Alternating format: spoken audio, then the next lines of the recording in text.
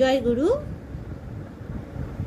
এই হচ্ছে ঠাকুর অনুকূলচন্দ্র, এই হচ্ছে নাট মণ্ডপ।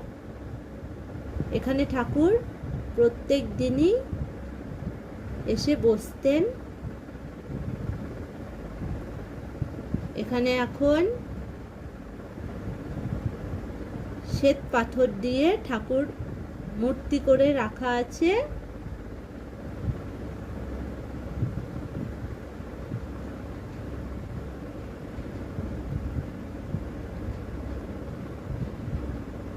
ঠাকুর মন্দিরে ঠাকুর বাড়ির দাদারা এসছেন প্রণাম করতে, প্রণাম করছেন তারা।